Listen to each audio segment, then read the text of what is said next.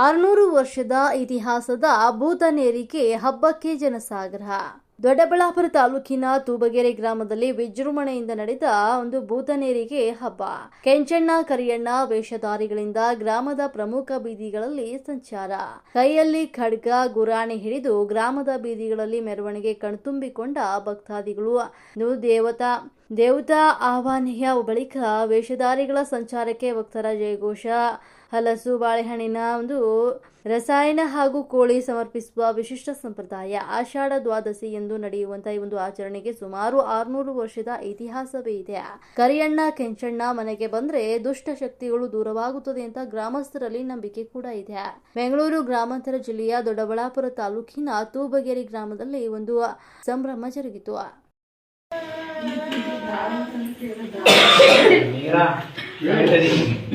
ಇಡೀ ರಾಜ್ಯದ ಪ್ರಶ್ನೆ, ನಮ್ಮ ಭವಿಷ್ಯ ಅವ್ರ ಮೇಲೆ ನಿಂತಿತ್ತು. ಮಧು ಬಂಗಾರಪ್ಪರೇ ಶಿಕ್ಷಣ ಮಂತ್ರಿ ಆದ್ರೆ ನಾವು ಬದುಕ್ತೀವಿ. ಯಾಕೆಂದ್ರೆ ನಮಗೆ ಒಂದು ದಾರಿ ಕಲ್ಪಿಸ್ಕೊಟ್ಟಿದ್ದು ಅವರೇ. ಇನ್ನು ಆಶೀರ್ವಾದ ಎಲ್ಲ ತಿಳ್ಕೊಂಡು ಅವರೇ ಹಾಕ್ತಾರೆ ಅನ್ನೋದೊಂದು ಅಪ್ಪಣೆ ಕೊಟ್ರೆ ನಾವು ನೆಮ್ಮದಿಯಾಗಿ ಜೀವನ ಮಾಡ್ತೀವಿ. ಇನ್ನ ಇದ್ರ ದಾರಿ ಮೇಲೆ ಇದೀವಿ. ನಮ್ಮೆಲ್ಲ ಅನಿಸಿಕೆ ಮಧು ಬಂಗಾರಪ್ಪನವರೇ ಶಿಕ್ಷಣ ಮಂತ್ರಿ ಆಗ್ಬೇಕು. ನೀವು ಧೈರ್ಯವನ್ನು ತುಂಬಬೇಕು, ಆಶೀರ್ವಾದವನ್ನು ಮಾಡಬೇಕು.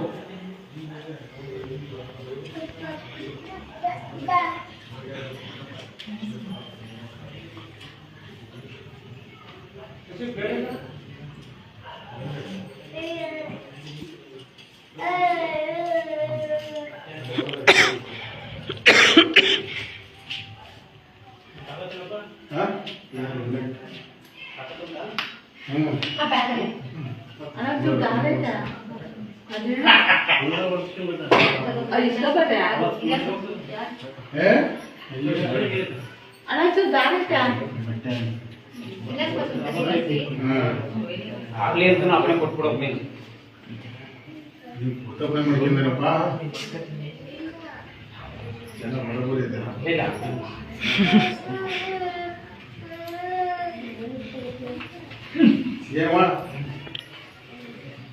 ಎಲ್ಲ ತುಡುಗಲ್ಲ ಯಾರಿಗೆ